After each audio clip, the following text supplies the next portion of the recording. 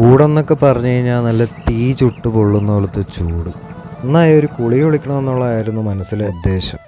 അങ്ങനെ നേരെ വെച്ച് പിടിച്ചു. ഈ ഒരു യാത്ര എന്ന് പറയുന്നത് ഞാൻ ആദ്യമായിട്ട് പോകുന്നൊരു നാടല്ല. എൻ്റെ ജീവിതത്തിൽ ഞാനിവിടെ പോകാൻ തുടങ്ങിയിട്ട് ഒരു 6-7 വർഷത്തോളമായി. എല്ലാ മാസവും കഴിവതും ഒരു തവണയെങ്കിലും ഇവിടെ വിസിറ്റ് ചെയ്യാനായിട്ട് ഞാൻ ശ്രമിക്കാറുണ്ട്. ഓരോ യാത്രകൾ എനിക്ക് സ്ഥലങ്ങൾ കാണുക എന്നുള്ളതല്ല എൻ്റെ ഉദ്ദേശം. അവിടെയുള്ള മനുഷ്യരെ കാണുകയും അവരുടെ ജീവിതം കാണുകയും ചെയ്യുക എന്നുള്ളതാണ്.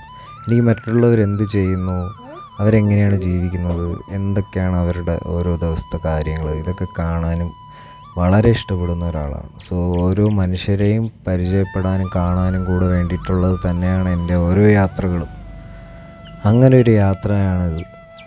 അമ്പൂരി എന്ന് പറയുന്ന അതിസുന്ദരമായ ഒരു നാട്, തിരുവനന്തപുരത്തിൻ്റെ എസ്തെറ്റിക് യശസ് ഉയർത്തുന്ന ഒരിടം. ഒരു മലയാളി ശരാശരി എന്താണ് ഇപ്പോൾ ആഗ്രഹിക്കുന്നത് എന്നുള്ളത് ഞാനിപ്പോൾ ജീവിച്ചു കൊണ്ടിരിക്കുന്ന ഈ നിമിഷമാണ്. ഇവിടെ ഓരോരുത്തരുടെയും ജീവിതത്തിന് പ്രത്യേകിച്ചൊരു ലക്ഷ്യമില്ല.